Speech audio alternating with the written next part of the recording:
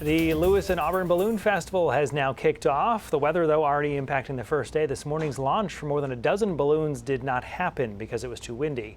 News Center Maine's Katie Delaney, though, spoke with organizers of the event about how they are hoping the rest of the weekend will go and what's in store.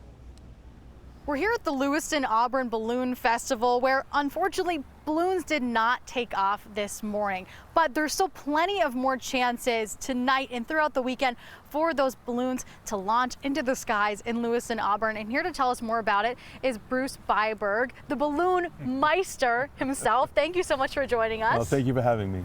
Yeah, and no, tell me, the balloons didn't go off this morning because of some of the wind. Tell me what we were seeing this morning and why it wasn't safe for the balloons to launch. Okay, well, one of the ways we check the winds is we let a toy helium balloon go. And when we did that this morning, it went up to like treetop and then it just leveled off and just screamed out of here. And unfortunately, that's what we would have done had we have taken off, and that wouldn't be a safe flight, so we had to pull the plug and not fly this morning.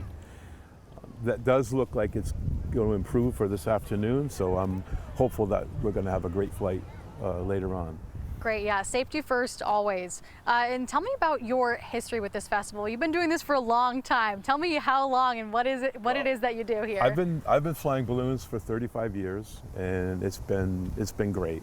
I love flying in a balloon.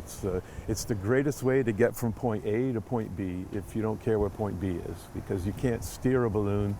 You have to go where the wind takes you.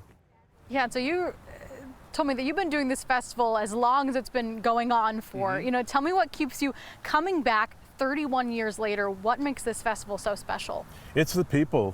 The people that you can really see it in their face, the excitement.